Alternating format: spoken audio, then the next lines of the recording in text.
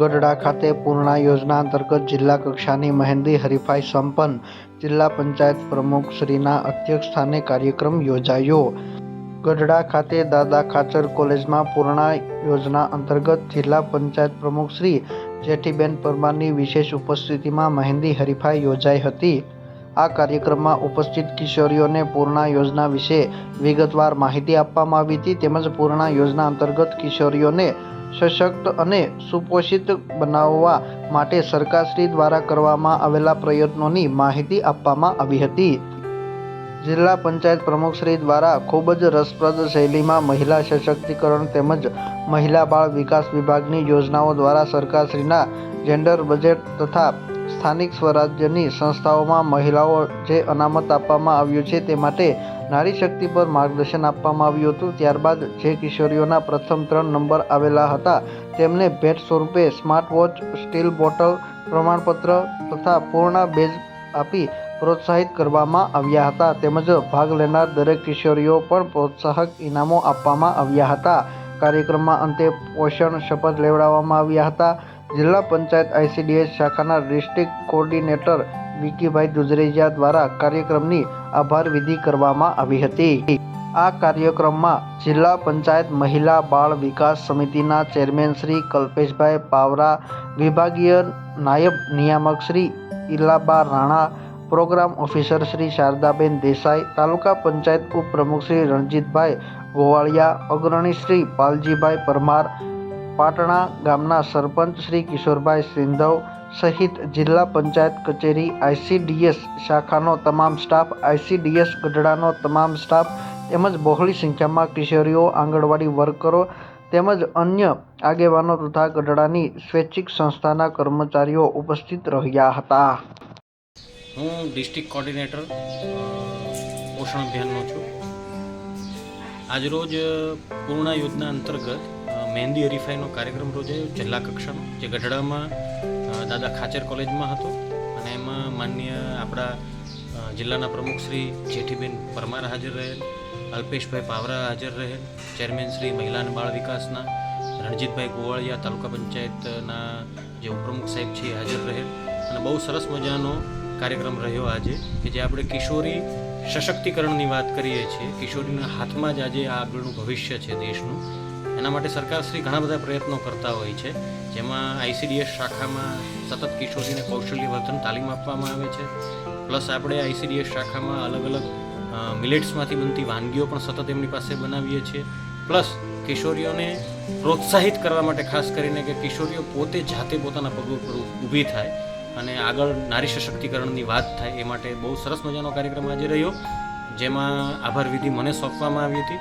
સુંદર મજાના કાર્યક્રમમાં બધાની વક્તવ્ય પણ સારું રહ્યું, એટલે બધાનો અમે ખૂબ ખૂબ આભાર માનીએ છીએ.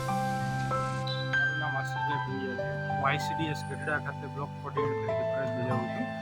આજરોજ આપણા ગઢડા તાલુકામાં પૂર્ણા કિશોરીનો મહેંદી હરીફાઈનો કાર્યક્રમ રાખવામાં આવે, જેમાં આપણા માનનીય જિલ્લા પંચાયત પ્રમુખશ્રી, માનનીય આપણા મહિલા બાળ વિકાસ સમિતિના ચેરમેન શ્રી અને આપણા RTD વિભાગીય નાયબ નિયામક madam Shri, program officer madam Shri તથા અન્ય આગેવાનો ઉપસ્થિત રહે અને કિશોરીઓને મહેંદી હરીફાઈમાં જે 1 થી 3 નંબર આવેલ તેને ઇનામ આપેલ છે અને દરેક કિશોરીઓ અને જે આગેવાનો ઉપસ્થિત રહેલ છે અને હાજર રહેલ તમામ માટે ભોજનની વ્યવસ્થા પણ કરવામાં આવેલ હતી.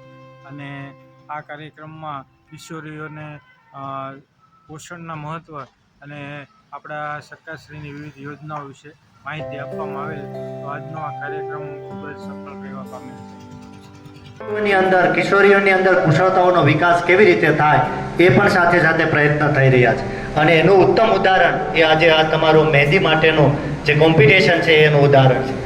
સ્ત્રી એ માત્ર પોષણયુક્ત ખોરાક લે એટલું પૂરતું નહીં, પણ સમાજની અંદર પણ પોતે સશક્ત બનીને સમાજનું નેતૃત્વ કરે એ માટેનું કામ પણ મહિલા કેવી રીતે કરી શકે એ ક્ષેત્રમાં પણ આજે કામ થઈ રહ્યું છે. આપણે જોઈ રહ્યા છીએ કે વર્તમાન સરકાર, મોદી સરકાર એ બહેનો માટે ખૂબ સારા કાયદાઓ બનાવે છે, ખૂબ સારી યોજનાઓ અમલમાં મૂકે છે અને જેના દ્વારા મહિલા છે પોતાના પગ પર થાય. આપણા દેશનું સર્વોચ્ચ પદ જેની ગણી શકાય તે રાષ્ટ્રપતિનું પદ પણ એક મહિલા સંભાળે છે. એટલે દીકરીઓ અથવા તો આપણે એવું વિચારીએ કે હું તો લેડીઝ છું, હું તો કંઈ જ ના કરી શકું, પણ આજે દીકરીઓ એ દીકરાથી કમ નથી. એવી જ રીતે જિલ્લાનું, આપણે ખાલી બોટાદ જિલ્લાની વાત કરીએ તો જિલ્લાનું સર્વોચ્ચ પદ જેને ગણી શકાય એ આપણી સામે બેઠેલા જેઠીબેન પાલજીભાઈ પણ સંભાળે. એટલે આ વાતને રાજકીય ક્ષેત્રમાં જેવી રીતે મહિલાઓ આગળ છે, આપણા કેન્દ્રના નાણામંત્રી નિર્મલા સીતારામ એ પણ પોતે એક મહિલા છે. મારે વાત તમને એ કરવી છે કે એમણે હમણાં બજેટ જ્યારે રજૂ કર્યું ને, બજેટની અંદર મહિલાઓ માટે એમને લખપતિ દીદી એવી એક યોજના બહાર પાડી. લખપતિ દીદી શું છે તો કે ભાઈ મારી દેશની એવી મહિલાઓ છે કે જેમને કેવી રીતે લખપતિ બનાવી શકાય, આર્થિક રીતે કેવી રીતે સમૃદ્ધ બની શકે. તો લગભગ એમનો ટાર્ગેટ 3 કરોડ કરતાં વધારે મહિલાઓને લખપતિ બનાવવાનો છે. શું આપણે એમાં ન હોઈ શકીએ? હોઈ શકીએ. માત્ર ને માત્ર આપણી અંદર રહેલા ડરને આપણે દૂર કરવાનો. હું મહિલા છું, ન કરી શકું, હું તો એક ગામડામાંથી આવ્યું છું, મારા ત્યાં ન થાય. આપણી સામે બેઠેલા પાલજીભાઈ અને આપણા પ્રમુખ જે છે ને જેઠીબેન, એ મારા વિસ્તારનું નાનું એવું ગામ છે, 400ની વસ્તીવાળું ગામ, એમાંથી આવીને જિલ્લાના સર્વોચ્ચ પદ ઉપર છે. એટલે હું બધું જ કરી શકું, માત્ર આપણી અંદર એક જુસ્સો હોવો જોઈએ. હું મહિલા છું તો પણ બધું જ કરી શકું. તમે જુઓ, એક બહેનો માટેની કહેવત છે કે 5 બહેનો ભેગી થાય ને તો કોઈનું ઘર ભાંગે. એ જ 5 બહેનો ભેગા થાય અને જો એમની શક્તિને યોગ્ય દિશામાં વાળવામાં આવે તો લિજ્જત પાપડની કંપની પણ બનાવી શકે. આ બહેનો જ છે. આજે સરકાર સખી મંડળ દ્વારા બહેનોને આર્થિક રીતે પગભર થવા માટે ઘણી બધી યોજનાઓ અમલમાં મૂકી છે. તમારી પાસે આવડત હોવી જોઈએ. જેમ આજે અહીંયા અમે જ્યારે પ્રવેશ કર્યો ને ત્યારે મહેંદીની એકદમ સરસ મજાની સુગંધ આવતી અને ઉપર બેઠેલા બધા બહેનોના હાથમાં પણ આપણે મહેંદી જોઈ. મહેંદી, આ કોમ્પિટિશન તમારી અંદર રહેલી કુશળતાઓને બહાર લાવવા માટે હોય છે, પણ આ તમને પ્લેટફોર્મ આપે છે. તમારી પાસે આવડતને બહાર લાવીને તમે પોતે પણ, આજે તો સાહેબ એટલી બધી ફેશનેબલ દુનિયા થઈ ગઈ છે, જો તમારી પાસે આવડત હોય ને તો આજે દુલ્હનને તૈયાર કરવા માટેની કિંમત કદાચ 25,000 કે 50,000 રૂપિયા પણ હશે. તમે માત્ર વર્ષમાં 5 દુલ્હન તૈયાર કરો ને તો સારો એવો પગારની નોકરી કરતા વધારે